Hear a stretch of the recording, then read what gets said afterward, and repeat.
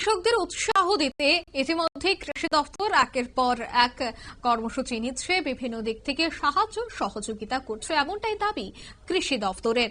অন্যদিকে কৃষকদের আয় দ্বিগুণ করার জন্য কাজ করছে কৃষি দপ্তর, সে কথাও আজ বললেন আধিকারিকগণ।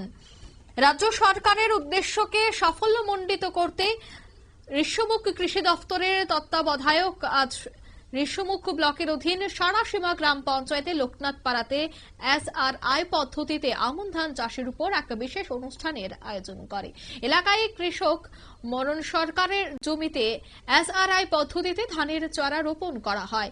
এই ধানের চারা রোপণের কাজে অংশগ্রহণ করেছেন ঋষ্যমুখ কৃষি মহকুমা তত্ত্বাবধায়ক সুজিত কুমার দাস, সারিসীমা সেক্টর অফিসার প্রণব মালাকার সহ সেক্টর অফিসার সমর দেব সহ অন্যান্যরা। কৃষকদের উৎসাহ প্রদানের লক্ষ্যে কৃষি দপ্তরের এ ধরনের বিশেষ উদ্যোগ বলে তারা জানাচ্ছেন। কি বলছেন কৃষকরা, শোনাবো।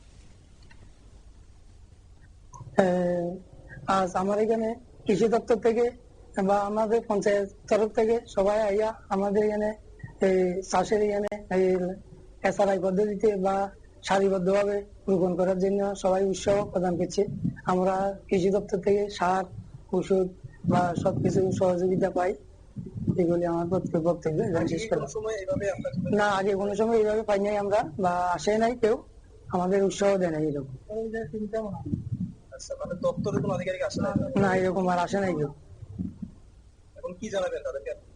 ধন্যবাদ জানাবো সবাইকে। অবশ্যই হবো। আর সবাইকে নমস্কার জানাই আমার বক্তব্য এখানে শেষ করি।